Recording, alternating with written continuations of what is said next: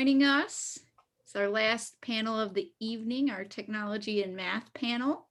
Hope you've been enjoying the event. For those that are on the call, the students, remember you have the link to the Google form so you can get your certificate of attendance for attending the event and then also be entered into the raffle. So I'm Amanda Early. If you haven't seen me yet, I'm the one sending all the emails to you. Thank you for being here.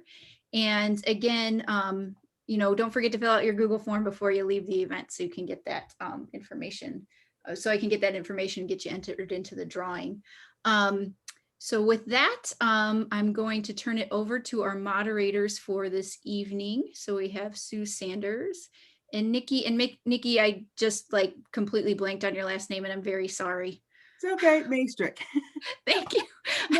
I know it's been a long day. We're all gonna make it. Okay. So I'm going to turn over to our moderators for this last panel. Thank you. Awesome. Thanks so much, Amanda. Again, my name is Nikki and I am a high school counselor and I am here with my colleague, Sue. Sue, would you like to introduce yourself, please? Hi, I'm Sue Sanders and I am also, I'm a retired counselor, but still do work at the school that I work at. And it's so impressive that all you young people are here to learn from these wonderful panelists. Thanks for joining us tonight. Absolutely.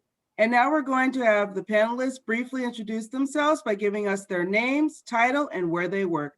Panelists, go ahead, starting with Ms. Teheran. Hello, everyone. My name is Jeny. I'm a cybersecurity analyst working at Formula for the computing division. Next, Roshanda Spillers. Oh, you're on mute, ma'am. Sorry about that. I've been up studying, so my name is Roshanda Spillers Nolan. I work here in Accelerator division. I am an electronic technician too, and I've been here at the lab for over 20 years. Hey, Lynch.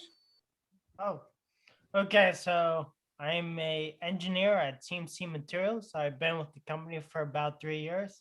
I pretend that I know things, and that's about it. Works for us. Mr. Scott Grajeda. My name is Scott Grajeda. I'm a raw material planner also at CMC Materials, and I look forward to seeing what kinds of questions you all have. All right, and finally, Mr. Mike Boot. Good evening. Glad you could join this group. I'm Mike Boot, and I'm a managing director. I'm an actuary, and I work at the Society of Actuaries, which is the professional organization worldwide for actuaries. All right, great. So to start us off, we will start with some questions from the students. Just as a reminder, students, you can use the chat to submit your questions. We will monitor the chat for your questions. However, if a question is not specifically directed to one person, we'll have our panelists raise their hand or use the hand function in order so I can call on you to comment. And I will give the panelists a nice little wave just to let you know you have 15 seconds left. So let's see what we got in the chat. Anyone? If not, we will ask a few to get us started. Sue, do you want to take one of the questions for the panelists? Okay, panelists. What is your educational background and how did you get to your career? Who would like? Go ahead, Scott. So I came to CMC as at a roundabout fashion. My background is in business economics from Michigan Tech University. CMC was my second company, and moving through operations, I found myself into supply chain. I'm a certified supply chain professional, which is an optional professional certification offered through the ASCM organization, as they're now called. Awesome. It looks like we have a follow-up here at CMC. Do you make microchips or materials for microchips? So we make, so in our Slurry and pads divisions, we make raw materials that are used by microchip producers like Samsung and Intel. Slurry is the division that both Jake and I work in, and it's basically a fine-grained liquid chemical sandpaper, and it works both physically and chemically to planarize or flatten surfaces on microchips through a 200-step iterative process followed by microchip producers. Awesome. Jake would like everyone to know he wants easy questions, please. Well, All there's right. another question here. I'm sorry, Nikki. No, go ahead. What was the most challenging thing starting out as an engineer? And several of you are engineers, so if anyone wants to. Raise your hand. Let us know who wants to take it. Any takers? I'm not an engineer. I don't think All I'm right. really an engineer. But well, okay, thank you. Jeny can go next. Yeah, Or do you go. want to go first? I'll No. go last. All right. So the hardest thing about, or kind of one of the first difficulties about engineering, definitely probably was for my type of engineering, which is chemical engineering. There's a whole brand new subset of different nomenclature. So just learning about how to take that brand new nomenclature and then applying it to different engineering problems that we had. That was kind of difficult. So just for me, it was learning the language of just how chemical engineers speak to one another. Interesting. Jeny? So I am a systems engineer. That's my actual degree. But for some reason, my education, it's very similar to what a computer scientist does and what a computer scientist learns. So I'm in between. One of the hardest things that I about like for myself, fresh out of the university, was learn strategies on keeping up with technology. And keeping up with new things and find the right strategy so I could grasp the concepts that I needed to perform my work and keep up with evolving technology. That has been the most challenging, like fresh out of university. Awesome. So we have a question. What is actuary science? And then Mr. Booth, they'd like you to follow up if you could talk a little bit more about what you do and what you actually went to school for. Thank you. So yes, many people don't know what an actuary is, so a common question. But actuaries really are involved with putting a value on risk. So using data, using technology, using judgment, we put a value on risk. So what does that mean? So it's like if someone offered you $10,000 cash payment if you got in a car accident in the next year, how much would you be willing to pay for that? Actuaries work with data to figure that out. And typically, many of you around 16 years old, new drivers, you have about a 20% chance in 1 year to get an accident. Well, that's how much you would want to pay for that. So actuaries use data to figure that out. What I did is I went to school at University of Michigan. They actually have a program concentrating in actuarial science, and that's what I did. But then there's a series of examinations that actuaries take to go through that whole process. And so that's the way that I really started and found it to be a great career. Being a business person, using technology in my math skills. Awesome, thank you so much. So our next question is, how much does computer programming skills play a role in your job and research? And that's not necessarily to Mr. Booth, anyone. So anyone who'd like to take it. Anyone? Thumbs up, anybody? Okay. Yep, go ahead, Jen. So for me, programming, that was something that I learned back in school. And I actually was a software engineer during the first 3 years of my career. And then I switched to cybersecurity when I came to Fermilab 7 years ago. It's actually very important because for me as a security professional, I have to know how software is built in order to protect it. And in order to find the flaws and the vulnerabilities on it that hackers will take advantage of to compromise a system. So I usually find myself writing short scripts. I use Python most of the time, and sometimes I have to write some low-level programming languages to analyze code, especially viruses or rootkits or those type of things that are so damaging. But yeah, programming, it's on my day-to-day job. So, and it's really pretty useful. Go ahead, And Mr. Booth. yeah, this is Mike. I'll just add, as an actuary, very much early on in your entry level, you need a lot of that computer and technology skills. So when people ask me, I strongly encourage, you need to have strong Excel, VBA skills that you would come out of college. And then many people start working with data. And so R or Python are often languages they use as they start working with data that way. But that's something that people are looking for in companies when they hire an actuary.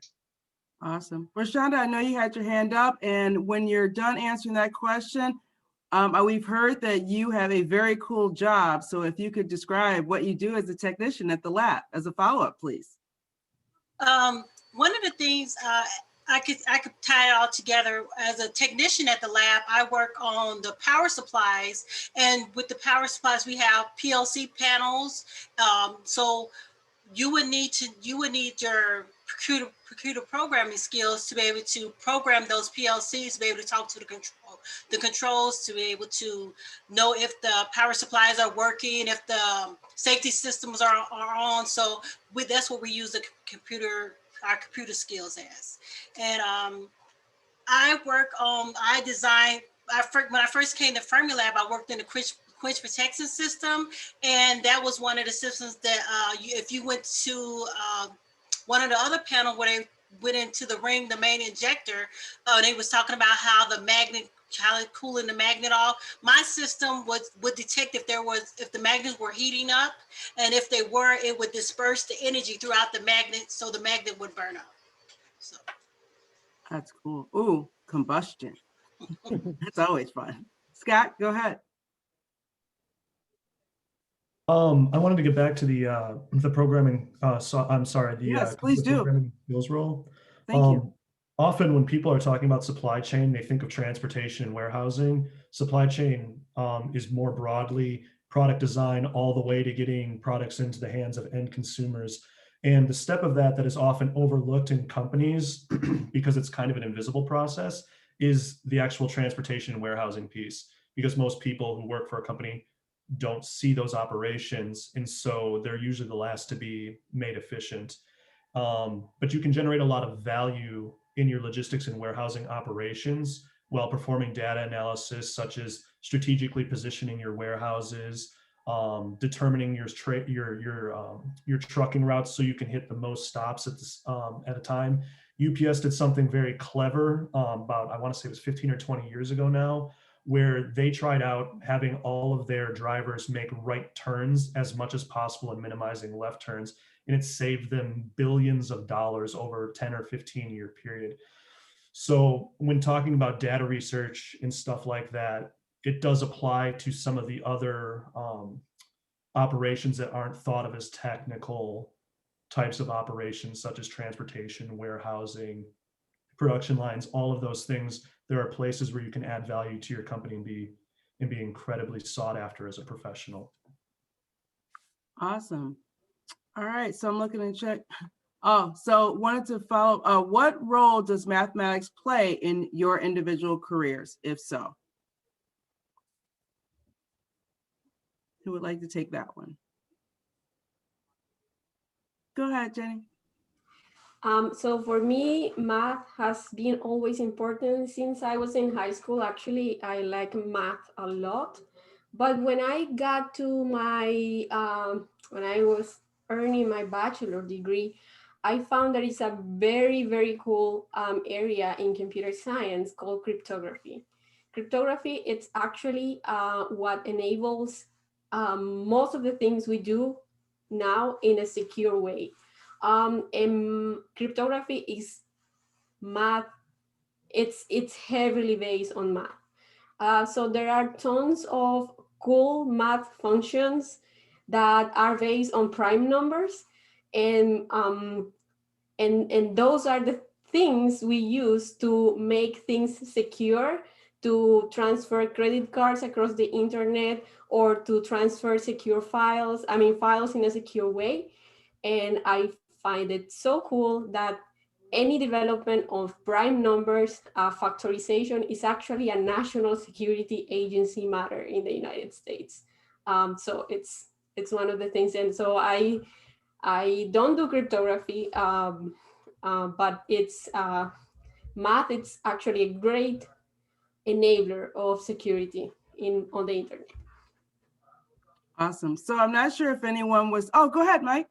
And then, I would also add, math is very much, I started as a math major, and that's very much core to the actuarial work. So and there's a series of exams you take. So it starts building on probability and other mathematics that does that. So it all builds on itself. But I wanted to do math in a business setting. So that's why the actuarial field interests me. Awesome. So if anyone has been checking out the chat, there was a really interesting question about how did the right turn save money? And Scott was nice enough to answer that, so I'll briefly read it. So the right turn saves times on the roads, not waiting for lights and traffic, and also saves gas. Small savings on an individual route, but when you add it up to millions of routes over the years, you save a lot of dollars. It was a game changer for their operation, and it was a really small change when you think about it. And then the follow-up question was, did it also cut down on accidents, Scott? So I don't know that level of detail about it, but logically, I feel like it would have.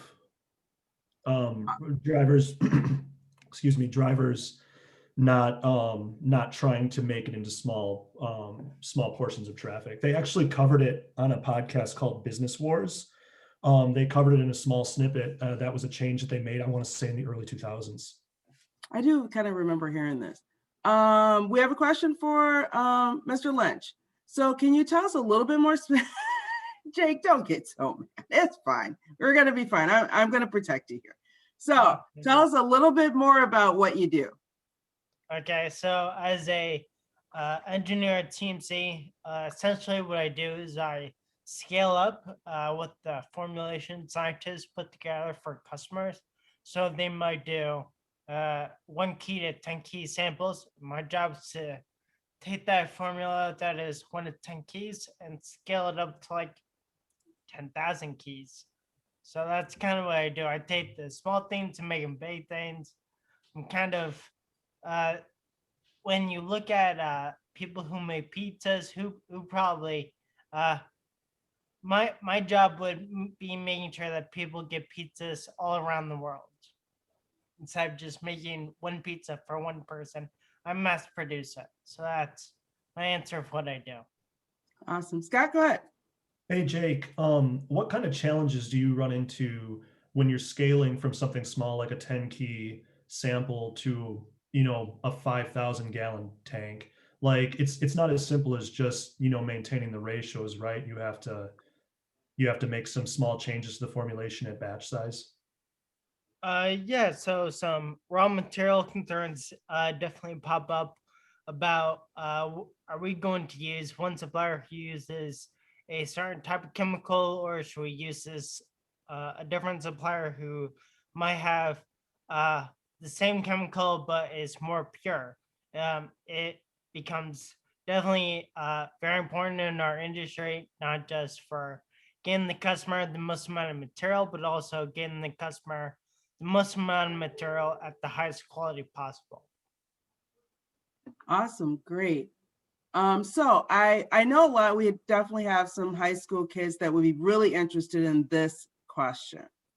Is there a class that you remember from high school or even from college that you took that you were really shocked that it actually helped you out in the job that you're doing now? Go ahead, Scott. And then Roshanda, you can follow up. So not so much a technical class. One of the largest things that are the greatest lessons that you'll learn being in business is it's more about the interpersonal skills. Anybody with enough determination can learn how to do math, they can learn how to do science, they can do all of that. What's much harder and much more important are the classes that teach you interpersonal skills, that have collaborative environments with teams and force you to build those team skills. Nobody is an island. Even if you're a one-person team, you're relying on your suppliers, you're relying on your customers to work well with you. So a person working as a single consultant, their business doesn't succeed unless they have customers, and somebody in that role, despite being a single person in a company, will need to work well with others. They need to travel well, so they probably need to work with somebody who knows about travel. So those types of soft skills are the hardest to learn. Some people know them naturally. Most people need to learn them through hard work and, sometimes painful lessons. Thank you. Go ahead, Roshanda. I actually have two classes. One was my science class and the other one was my computer class. In my science class, I was able to do a lot of science experiments geared towards energy. And then in my computer class, I had the opportunity, only the panelists will remember the big mainframe computers. And our school got one donated to it. And then I was able to help my instructor put it together. So instead of going into the engineering field like all my other classmates, I went to the technology side because I liked it the hands-on. So, yeah. Awesome. All right. And go ahead, Mike. Yeah, now to build on what Scott said, I took many, many math classes, but one that really I found very useful in what I do, I took a business communications. And the professor there was very strict to make sure everything was very concise, kept things to one page. And it's like, well, I wanted to explain more things. And I'm learning to put that in a very concise manner in good business communications. That's a skill that I use all the time now. Awesome. Anyone else? Go ahead, Jeny. I wanted to make a similar comment. I can remember many of the technical classes that I took, but for sure one that actually changed the way I look at my career and where do I want to go. It was a communications workshop that I took during my master. It was a short workshop, and I got credit for it. But it got me to think about how in your work or how do you make your work impact others, and how you have to learn how to influence people when you're trying to convince them to take business decisions with the technical knowledge you have. And for me, at least at that point, I felt like I was awful at public speaking. Every time I had to do a presentation, for me, it was like stage fright. I didn't know what to say. I had tons of thoughts on my mind. But once I got through that, I felt like, hey, I know now how to put my thoughts in order and how to present them. And I found many years now that that's one of the most important things. You can be technical as you want, but you have to talk to your non-technical folks, and you have to talk to business people and to management people, and that takes training, but that makes you as a professional that stands out. So you have to work on that. Awesome. Great. So we had, it looks like Scott had answered the question that we have is, do you recommend any books or articles to improve business communication? Scott suggested 7 Habits of Highly Successful People. Anyone else want to chime in?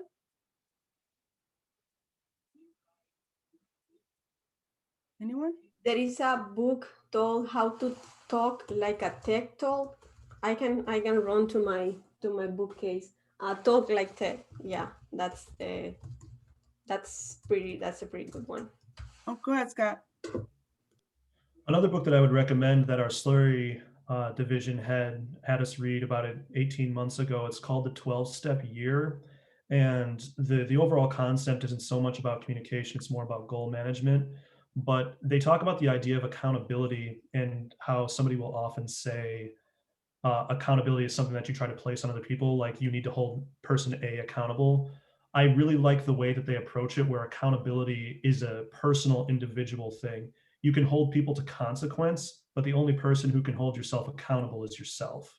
And I really like how that's phrased because it puts ownership back on the individual. So if you're not accountable for your results, it doesn't matter how accountable somebody else tries to hold you, your results are going to be poor. And I thought that was a nice way to kind of rephrase an old concept and make it fresh again. Absolutely. So any advice of how high school students can learn more about your field of work? Any advice on pursuing internships? So of course, I know we've got different fields. So anyone raise your hand, let me know who would like to go first. Jake, go ahead. All right. So being a chemical engineer and studying that field, there are just tons of different opportunities, but something that I knew in my head that definitely was possibly kind of engineering and maybe more chemical engineering was the brewing of beer. So I actually went down to my local brew pub in my hometown and I just said, I'll do whatever you guys want. Just teach me the ropes, teach me what you're doing so that I can understand the process and get used to using all the equipment. And I learned a lot in that experience, even though I was paid $0. That's awesome. Go ahead, Mike. Yeah, so if people want to learn about being an actuary, good website is beanactuary.org altogether. It looks like Bean Actuary. Beanactuary.org is a great website. There also are a number of people who put out YouTubes. One is called Etched Actuary YouTube, and you can see a lot of information there. Awesome. Anyone else? Any suggestions? Go ahead, Roshanda. I know here at Fermilab, we have a lot of different STEM programs during the summer.